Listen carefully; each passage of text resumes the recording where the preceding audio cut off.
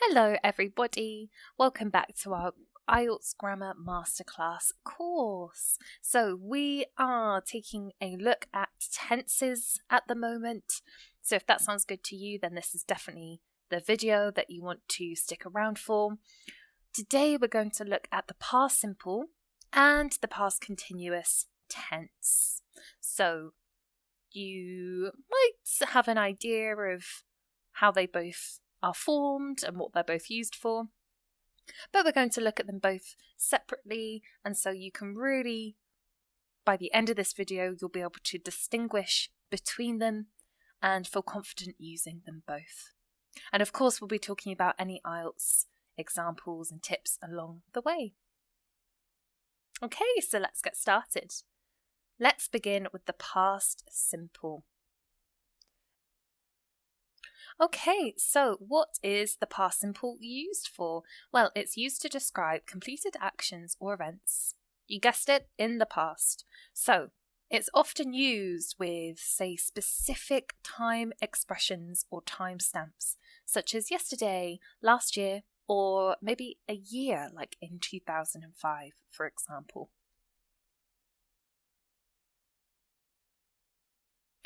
Now, let's think about the equation. So, we've got our subject, and then we follow the subject with the base form of the verb.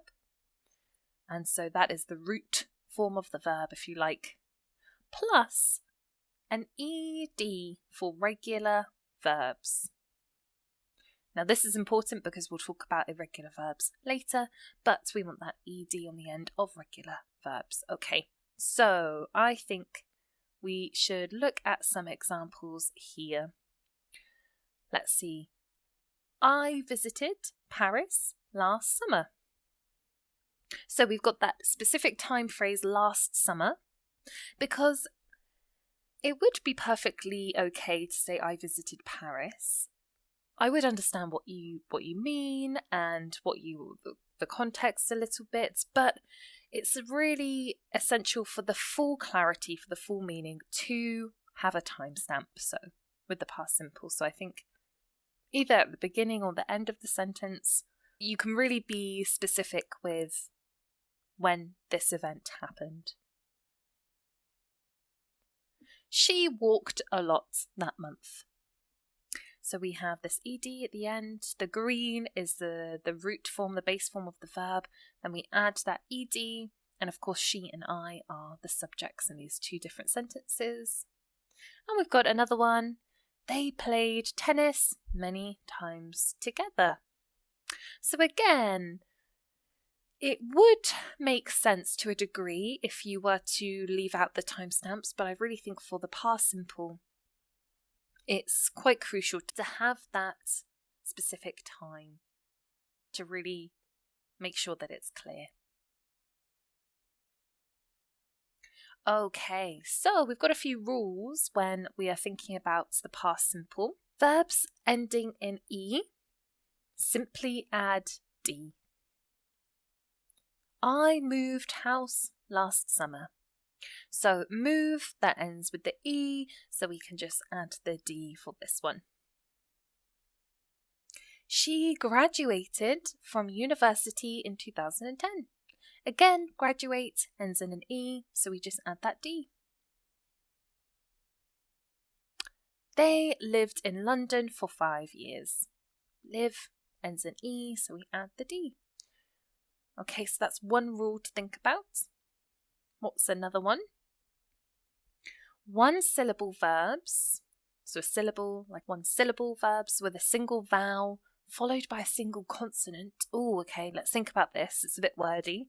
So a single vowel, vowels are our A, E, I, O, U. So we want to have a vowel and then a consonant are all the other letters that aren't vowels.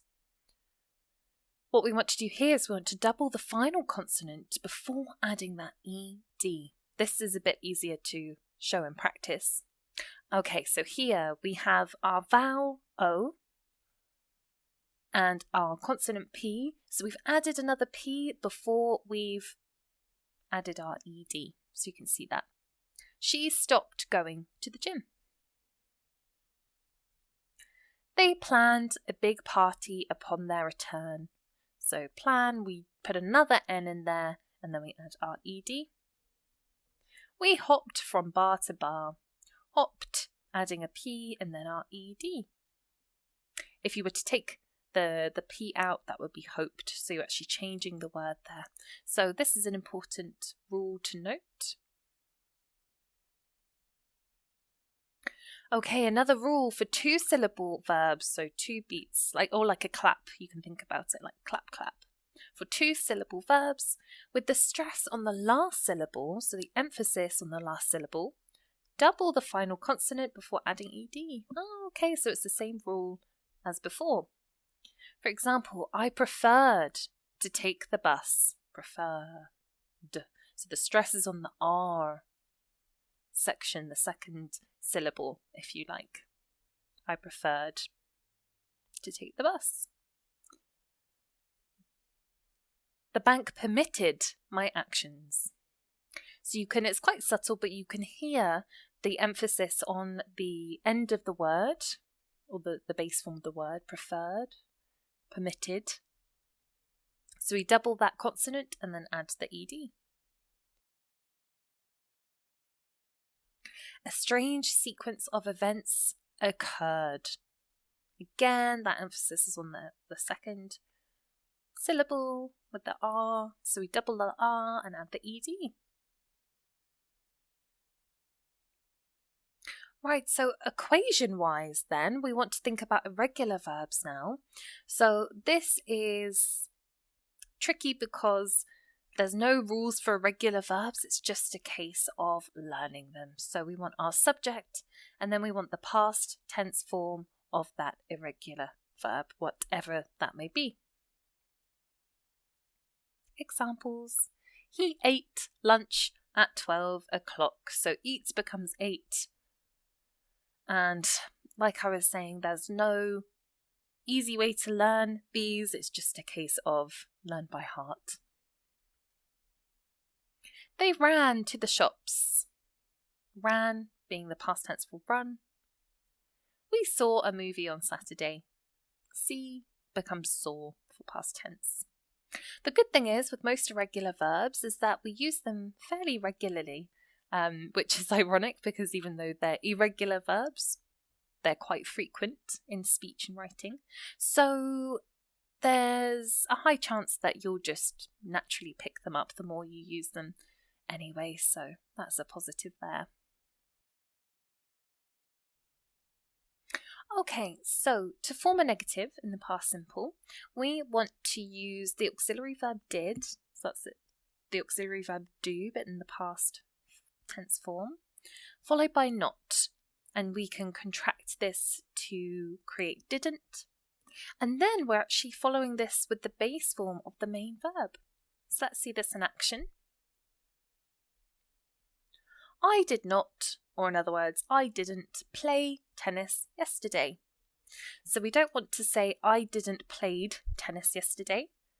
We're expressing the past tense with did not, so we can follow that with the base form.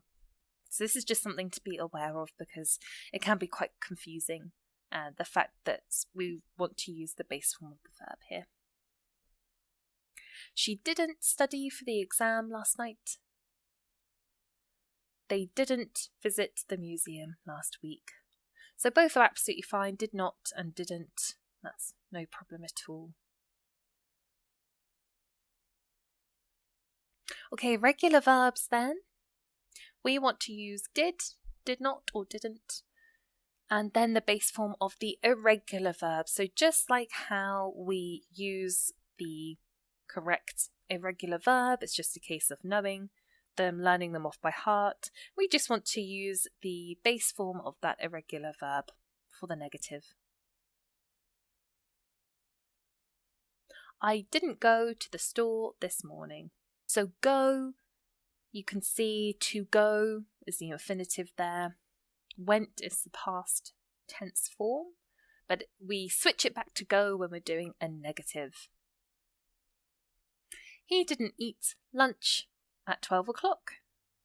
Eats becomes ate in the past tense, but here we use eat.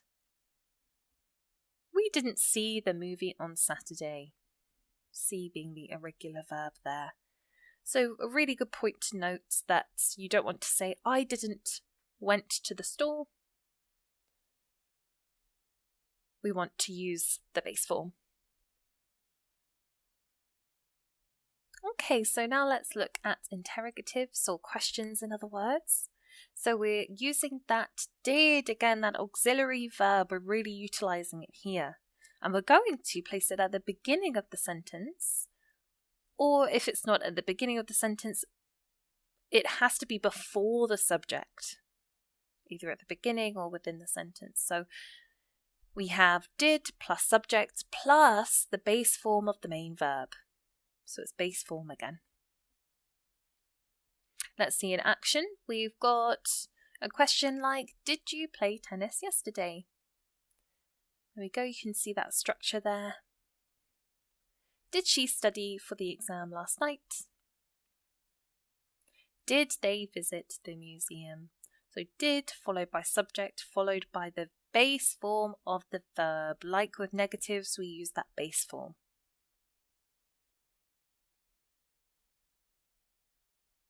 Irregular verbs, we want to use did before the subject, and then just as with negatives, you probably can imagine, we want to use the base form of that irregular verb as well.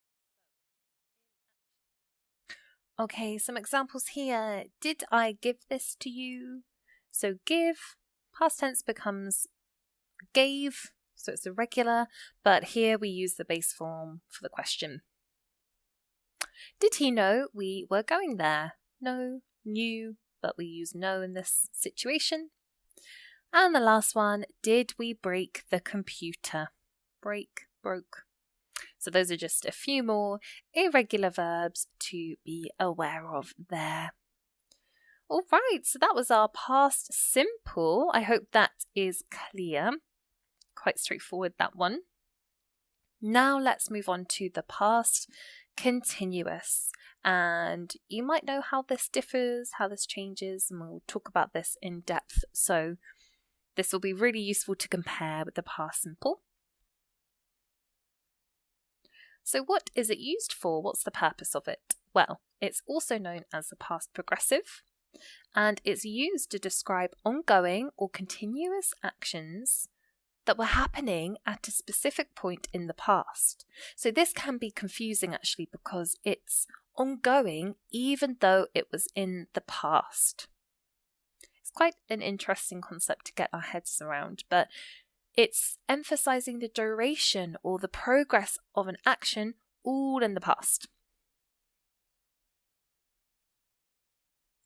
So how do we form this past continuous tense then? Well, we want the past tense of the verb to be, so in other words, was or were, and we also want the present participle of the main verb, and that's the one that reflects the continuous nature of this tense, the ongoing nature.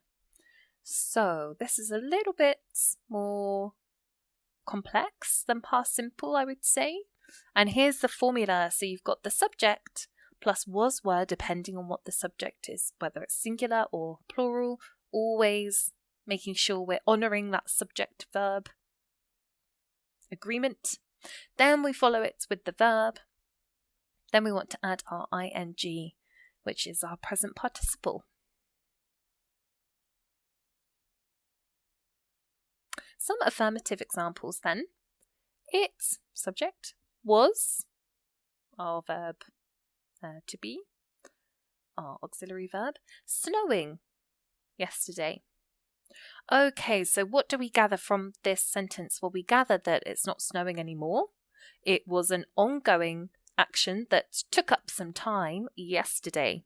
So again, timestamps are really, really useful here to know when this was happening in the past. Not always essential, but very helpful. This one doesn't have a timestamp, but that's okay. They were eating at the restaurant. They, then to be in the past tense matches the subject, so were for the plural, they were eating ing at the restaurant. You were working at the weekend. So we have a timestamp for that one.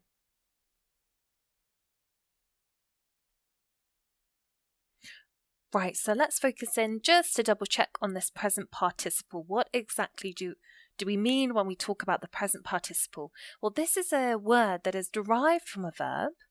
It can also be used as an adjective, but it is primarily used to form the continuous verb tenses. So you'll see this ing with all of the verb tenses that have a continuous nature.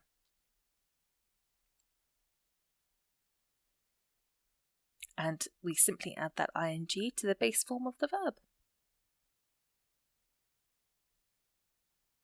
So walk becomes walking, that's the present participle. Eat becomes eating. So it's fairly straightforward and not anything to I know it can be quite overwhelming when we see the formula, but actually in practice, as long as we add that ing to the main verb, then that's all okay.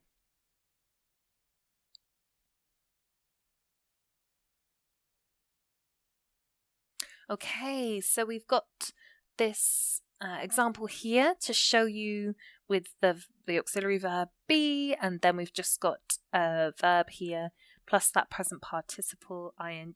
So you can say I was reading, you were reading, he, she, it was reading, you, we, they, plural, were reading.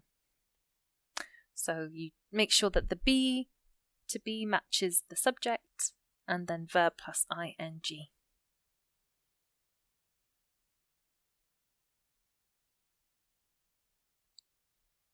So as we were saying, this can be used for ongoing actions or action in the past. For example, I was studying when the phone rang. They were playing video games all night. She was working on her project when her friend came over. And this is quite important to note that sometimes this can be used to express one thing happening simultaneously to another thing happening in the past. So I was studying when the phone rang, two actions overlapping each other. Interrupted actions as well, actually. So she was cooking dinner when the guests arrived. So another action happening whilst the initial action was taking place. We were watching TV when the power went out. So what came first? The watching TV, and then the power going out interrupted that. She was taking a nap when the doorbell rang. So interrupted actions can be expressed through the past continuous. And we've touched upon this, simultaneous actions. So yes, this is different from interrupted. This was at the same time, almost running parallel, if you like. While I was reading, he was writing. They were talking on the phone while I was doing my homework. So you can see this word while is very useful for simultaneous actions. You can also use meanwhile as well. When I was singing, she was playing the guitar. Okay, so two things at once then. And you can think about descriptions of the past. So nice imagery here. The sun was setting as we were driving home. It was raining when I was walking to the bus stop. The stars were shining brightly as we were camping in the wilderness. So three really nice, picturesque, maybe not the second one, but nice images here. We've got our word as, which is a great word to show two things happening. This is really good for storytelling, writing, creating a picture, things like that. And you can also express politeness or softening statements.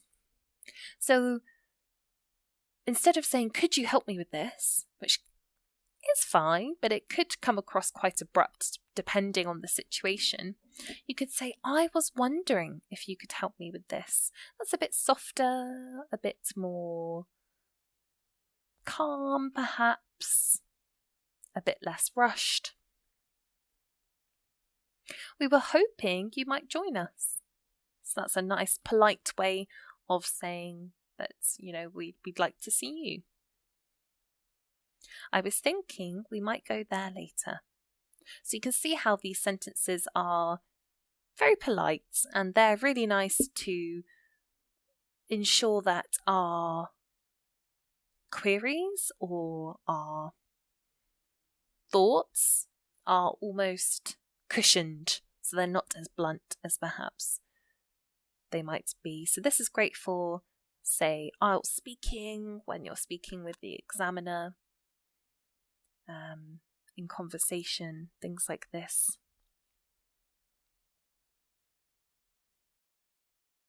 Okay, negatives now. So you can form a negative by using to be, past tense, was or were, followed by not and the present participle, that ing. Let's look at some examples. I wasn't studying when the phone rang. So we've got that not there, and we've created a contracted form of that wasn't studying when the phone rang. Plural now, they weren't playing video games all night. We weren't again, contracted form, speaking at the same time.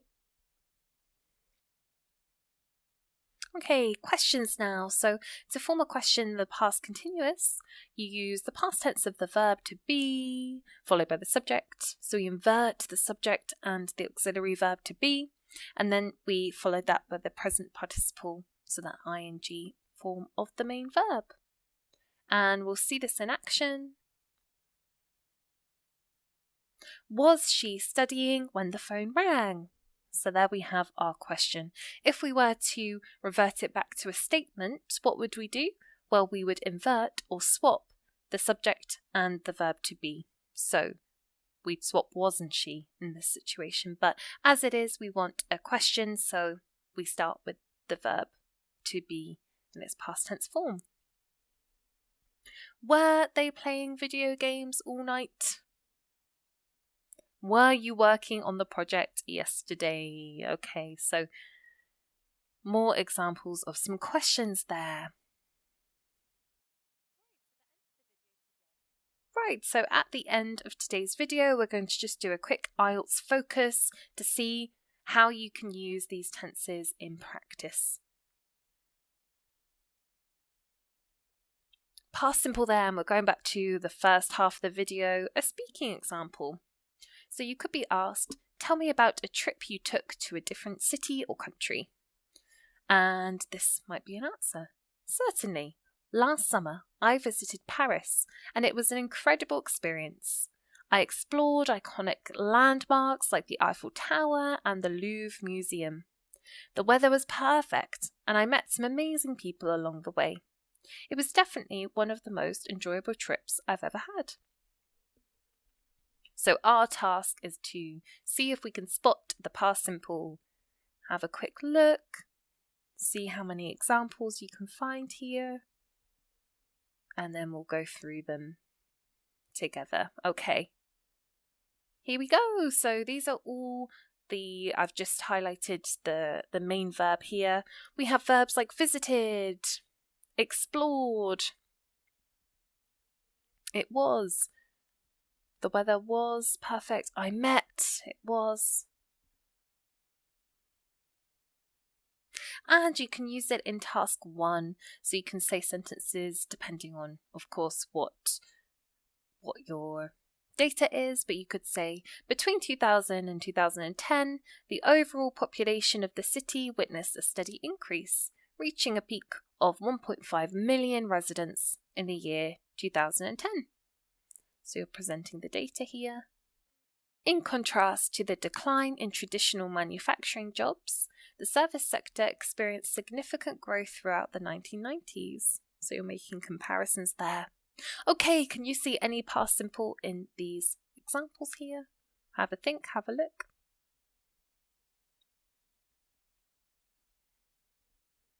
Okay, let's go through them together. So the first one here, we've got witnessed. We've added an S and then our ED. And the second one, we have experienced. That's the past simple form of the verb. And now let's go into past continuous. So you could be asked, describe a memorable event from your childhood. What were you doing and how did it make you feel? When I was around 10 years old, I vividly remember a camping trip my family took to the mountains. As we set up the tents, I was exploring the surroundings and collecting firewood. While my parents were preparing dinner, my siblings and I were running around and playing near the campsite. Okay, have a look. Can you see we're thinking about past continuous now? So can we remember the formula? What do we need? What's important with past continuous? And can you see any examples?